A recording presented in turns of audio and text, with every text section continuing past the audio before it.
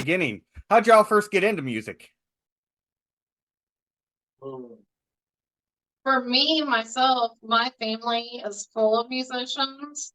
So I was exposed to music and instruments and all that really, really young.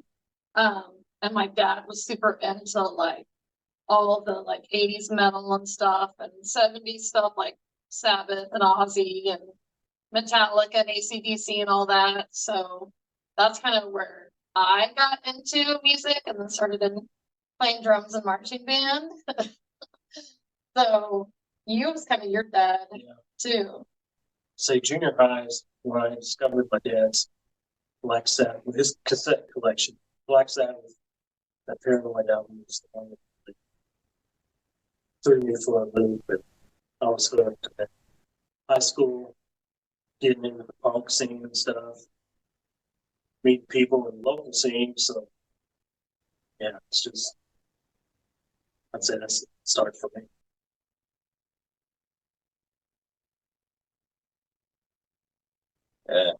Got into playing music by finding a guitar in a trash can one day and taught myself how to play it. Word.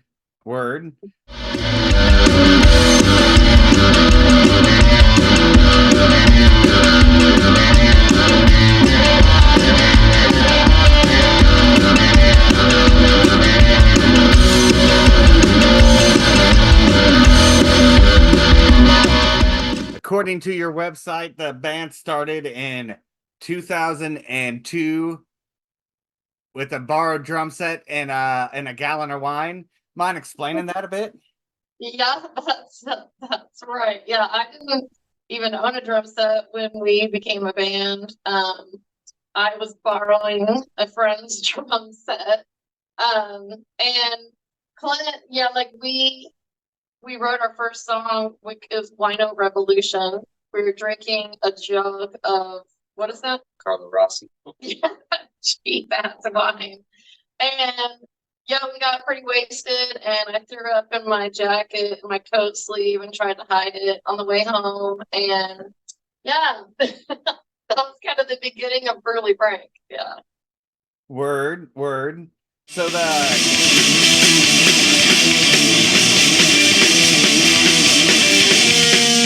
Hit the lights, plug it in, you're taking less again. Can you feel it? Yeah, fly. We're gonna leave you back. Let me introduce you to what's there. Waiting outside, no time, you wild. For your lunch show. That's all right, you're fucking for you. tell me about Live at the Green Room. Oh gosh, that was a long time ago. That was a long time ago, 2003. Yeah, oh gosh. That was actually, so the band started in 2002. I didn't join until the following February, 11 months later. But Melanie and I were dating, and I knew all the songs. I mean, I knew there was, from the first time I heard that night of practice that we were talking about with the gallon of wine and stuff, I knew there was something special happening. And it was crazy to witness. But yeah, when I finally joined that, so the Live at the Green Room, that's literally I think that's the fourth show I ever played with Brutally Frank. There was a guy in the scene, Roger. He recorded it. He had this little studio, and that's actually pre-upright bass, Brutally Frank also. That one is. Word. Just the standard 4-string. Yeah. I think it was a fretless Fender that I was playing at the time, because they kept leaning and pushing the idea of me getting it upright. So I bought a fretless bass to kind of try and get used to that feeling of no frets. But it's not the same. I don't recommend it.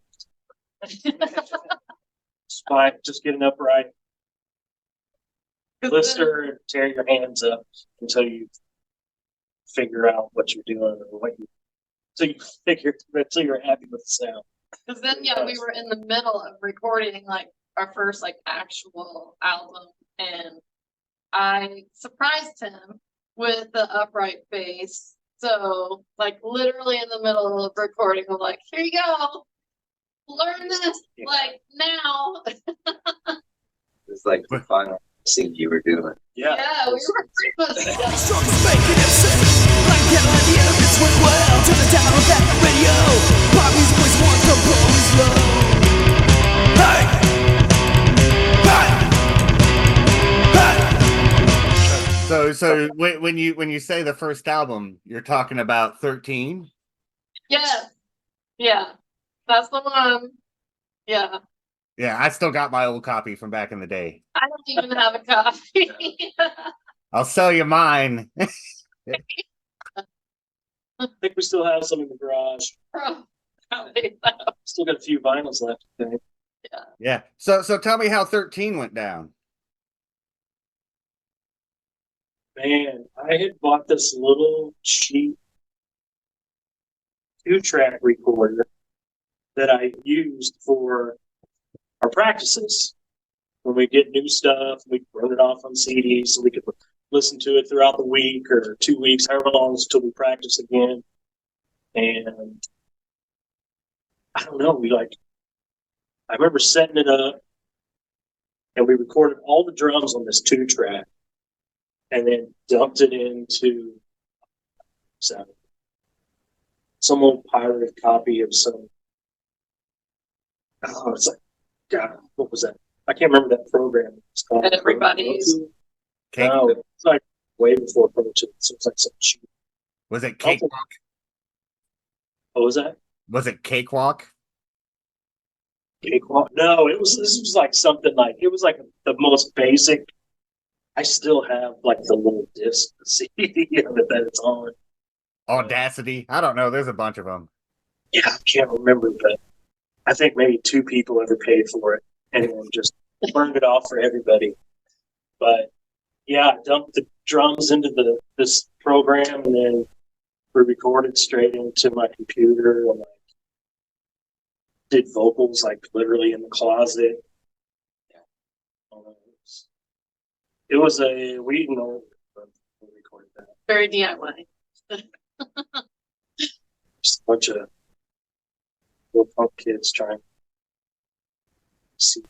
Yeah. It turned out great. Thank you. Like I said, I bought the CD. An angel lost, so I thought. My heart is so heavy and dry.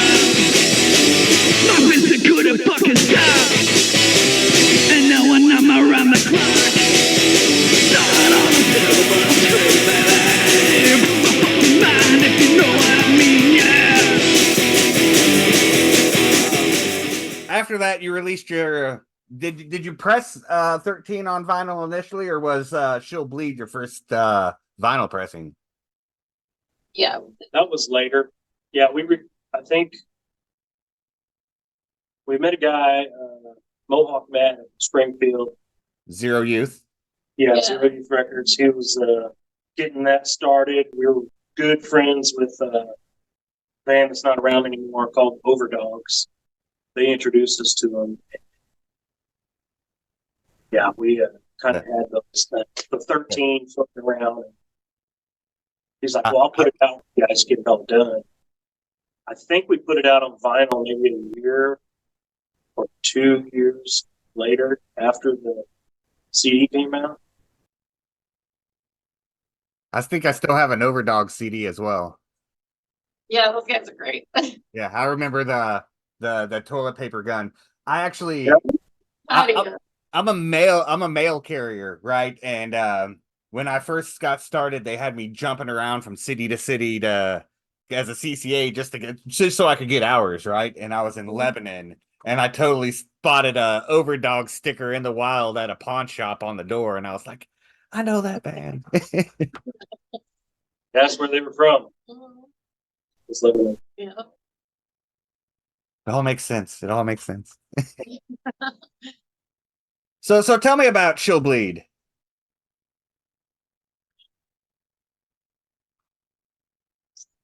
The song. Oh wait, no, that yeah. No, I'm talking about the that two is- track No, 7-inch from 2005. Oh, yeah. She'll Bleed is actually that's part of the lyrics to our song Angel in a Nightmare. Yeah. And you're always trying, I mean, it's so hard to come up with album names and song titles that sound cool, you know, it's gonna grab somebody by the end. I like to if I come up with an idea or an idea, the way I do it is like I'll try and find lyric that sounds cool, so it's got some meaning to the album also, or like a specific like something that's happened to us, you know, to the band or us individually or something. You know, make it a little more personal. But yeah, She'll Bleed is part of it to Angel and Nightmare, which is on that second. Yeah, and then Clint drew the front, and then I drew the back. Yeah, I forgot about that. Sketch. Yeah, sketches. Yeah. Steve. Yeah, you in Photoshop. Word.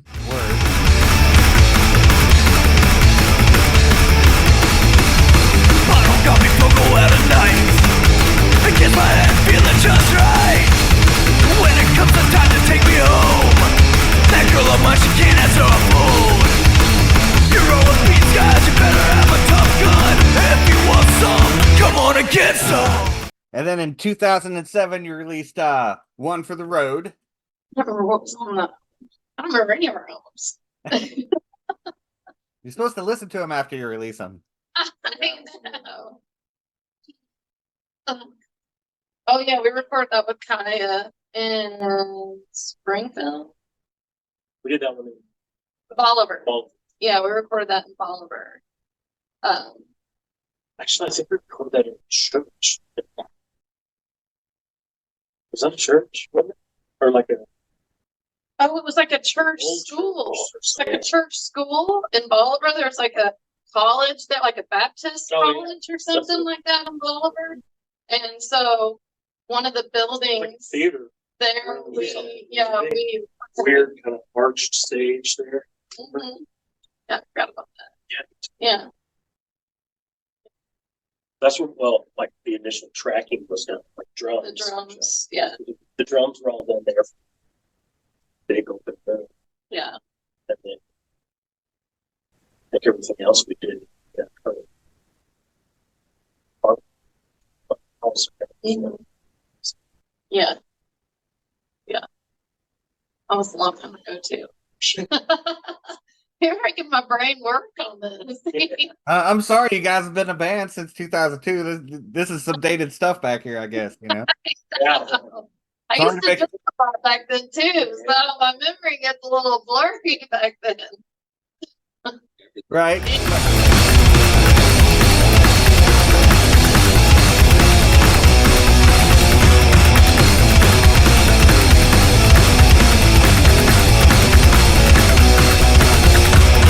Recorded that and Midwestern Moon, the EP, both at the same time, correct?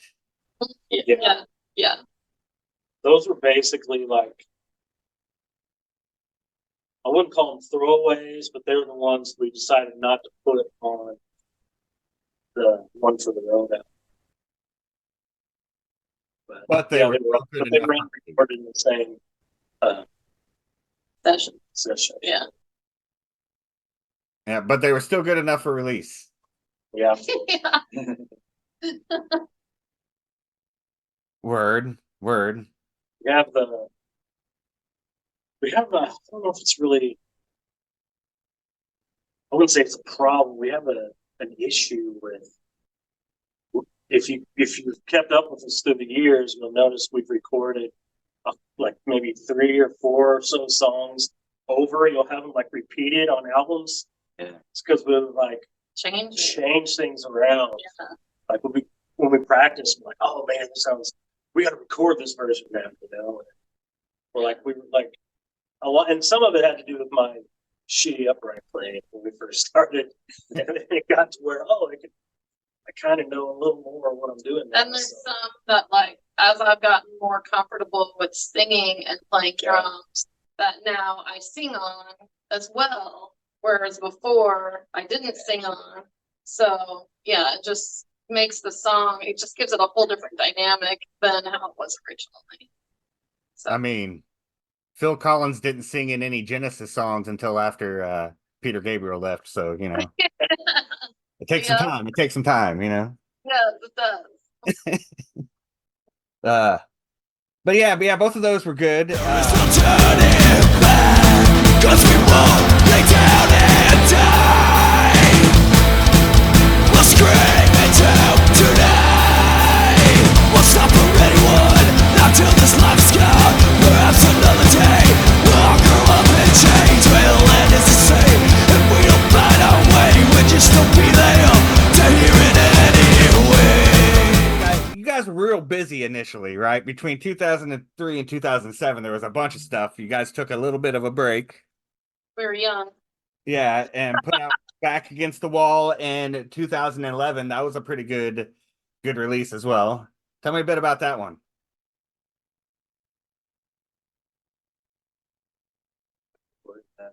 It was an EP. Yeah, we recorded in our living room. Joplin. I did that. Yeah, Kaya came down and recorded it. We set up the drums in our living room, which was very handy just to be able to leave my drums in the living room set up. Yeah. That's sound wise. That's what probably, besides the live, that's one of my favorite. I think.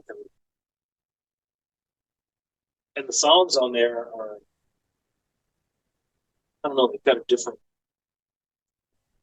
definitely a different feel of that time period. Yeah, I feel like And you the could rest of our recordings. tell that we were more mature. I don't know, our music just kind of changed. Like, it wasn't quite that, like, faster punk, you know, stuff like we were in the beginning. Like, our songs were a little longer, they were a little more melodic, and just had a little more depth to them, I think, on that album. And then, yeah, as we've gotten even older, now our stuff's gotten heavier as we've gotten older, a little more metal sounding, which is probably not the norm as you get older, but yeah. Oh no, it is. It is, trust me. I've always had an issue with touring. Like when we first started, 05 was our first year we did a tour. And we knew there were two markets we had to hit the US, and that's SoCal and Texas, because those were the two big psychedelic scenes. Texas back then had a huge like scene. It's crazy there early 2000s. And that's when we met probably like our three closest. The other three like closest like US psychobilly bands, I'd say like our best friends would be Talking Cats, Henchmen, and Rockets. And you could throw Three Bad Jackson too. Those are probably like the closest US psychobilly bands that are still together. That I mean, we've gotten way closer to some other bands also, but I mean the ones that are still doing it's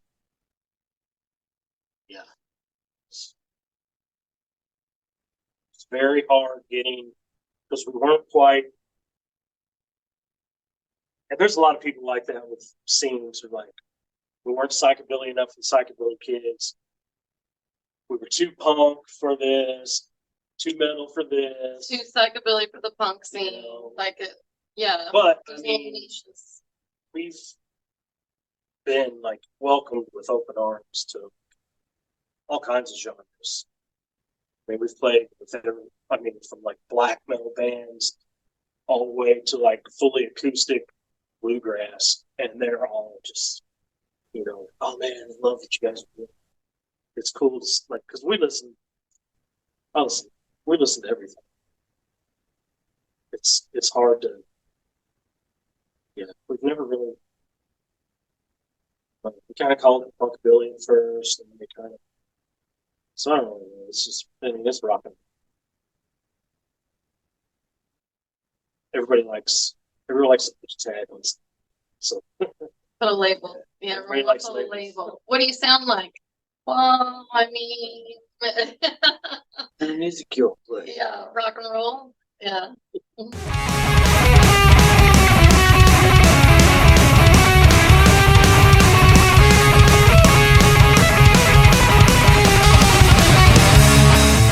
Well, I mean, you don't want to just throw out, well, we sound like this band and this band and this band. It's easier to slap a label on something than be like, compare yourself to other bands. Yeah. Like, there's like, for example, being I'm really into the what one would call the ska core scene right now, where it's like people making like, and not just like ska punk. Like there's kids nowadays that are mixing like brutal metal into their ska, and I fucking love that shit, you know. Yeah, the Yeah. Chocolatas, yeah. Yes, that's a good Yeah, example. we're friends with the drummer. They're sick. Yeah, they're sick. Yeah. we had a band come through. It's funny. I just saw them. They're getting ready to start a European tour of this band from, I think they were from Florida. They were called Oscultura, Mhm. but they played, I say we, she owns a bar venue in town here, Blackthorn Pizza and Pub, but they came through and played one time and they blew me away. They're amazing. Word. This would be a great time to full on plug your new membership at your pub. Yeah. Yeah. $99. Be a Children of the Thorn Club member. Get you. Our shirts come in Tuesday, so I don't have to wear a new shirt yet. But they're a really cool Children of the Thorn logo. It's the only way you get the shirt, and then you also get your discount on food and drinks, and then some cool specials through the day, and you get a little cool membership card too. So yeah, plug. Yeah, I knew we would find a way to put that in there. I knew we would. Yeah.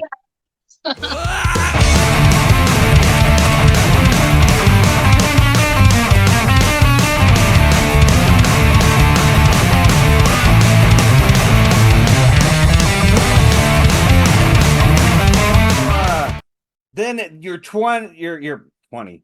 I say 20. No, your 10-year anniversary, you put out the This Is Brutally Frank Live with 4 unreleased tracks. That was great. That was a great recording. Yeah, that was at Blackthorn. We recorded that at Blackthorn. And we have 2 stages there. We have a big stage in the back, and then we have a smaller stage up front. We recorded that actually on the smaller stage up front because that stage is just so much more fun. It just has so much more energy. And I really wanted we really wanted to capture that energy that you get on that front stage. Like the crowd is always just crazy. They're in your face, and so that's what we really wanted to capture with that live album, is that raw energy that you get there at those Blackthorn shows up on stage. I'd like to watch her cut you wide. I'd like to watch you slowly die. As I still run into your eyes. It took me on if I was the reason why that you lost your life tonight. And then your last official 4 release, is it Cripples, Bastards, and Broken Things? Yeah. Yeah. Which was 10 years ago. 10 years ago. Yeah, crippled, bastard, broken thing. So Yeah, tell me a bit about that one.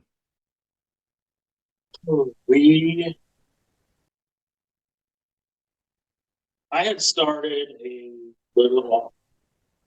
I tried to start this little small label, my own label called 7 Sin Records, and there used to be this comedic duo, acoustic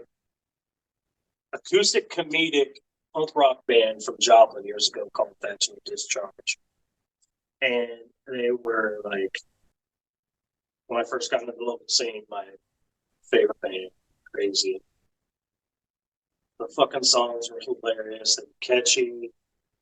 they used to do baptisms with like 5 gallons of like cottage cheese to people at the show. I mean, it was oh man, I miss it. It was great. But I put out a tribute album to them. I got bands from like all over the country that covered their stuff. I put that out. It was almost kind of started off as like a sub label, Zero Youth. Matt helped me put that out, and then I think I did put out the Back Against the Wall, and then I think Crippled Bastards, Broken Things we did. Oh, and the Lines. I think we just kind of wanted to. We just, bands just want more control. Yeah, stuff. I mean, it costs more, but I mean, it's just having more control. More control freaks. Then it's like if something messes up or you lose money or something, it's on you. You don't have to answer to anybody else or anything. Yeah. Word. But we recorded that one, that Crippled Bastards Broke Things. We did record that with Matt from Zero Youth. He had gotten into doing some recording, and we did that with him. That was our first track.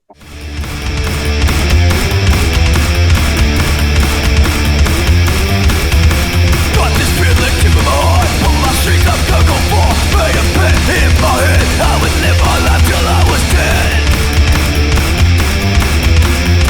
Sword was your last release, and that was just a bunch of B-sides and bootlegs. Yeah, we've got all kinds of stuff. That was me just being bored. During the quarantine. Yeah. And I just grabbed a bunch of stuff we had on the computer and I forgot. Just threw it up. I mean, it wasn't like a really official release. Yeah. It's just, I just took a bunch of stuff we had here. Friends will come over and we'll play it for them, every now and then. So I thought, I want to see if anybody out there gives a shit. Wants to hear some weird stuff, practice, or can't remember. I think there's some, early versions of stuff. It might be one that didn't have the bass. It's just chunk that. Word. So, 14, drinking and bored. The last time you tried, he looked your face and lied, took you on the side, and now your hands are tied. That's where he stole your soul.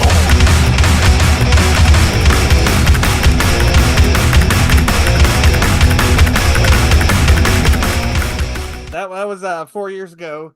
You guys and you guys haven't really released anything official since 2014, but obviously you're still active. I mean, you guys are having band practice today, correct? Yeah. And you're playing the Hooligans Hooli-Git-Down, right? Yeah. So do you guys got any new material you're working on, or like any plans for a new release? What's going down? Maybe. I know these boys have been wanting to record again. I hate recording. I hate it so much. I dread it. It's just like so much on me physically, and it just gives me anxiety. I'm a perfectionist. So like I want to nail every song in one single, pass, and I just hate it so much. But I'm sure probably sometime they'll probably twist my arm enough to talk me into recording again. But yeah, we've got quite a few new songs since we put anything out. Quite a few new songs since then. So we probably need to do something with them. But then also it's like when you get the new songs, it's like as you play it, you kind of build on it. and change things on it. You know, like I may sing more and change the way I sing and change the drums, and like it's just evolving constantly. So then it's like finding that time where like, okay, we're gonna lock it down like this, you know. So, but yeah. Word, word. So, are you gonna showcase any of this new material at the Hooli-Git-Down? Yeah, we'll definitely play some more new stuff for sure. For sure. Yeah. I mean, you guys have released quite a few albums, so you got a shit ton of source material. We got a lot of songs. We don't realize really how many songs until we're like making a set list. Like, oh, we could do this song or this song or this song, or oh my gosh, I don't even remember that song. What is that? Yeah, like so. Our songs not on this. Oh yeah, it's pretty insane how many songs we've written over the years. I mean, 22.5 years. It's a lot of songs. Most I probably don't even remember. So, yeah.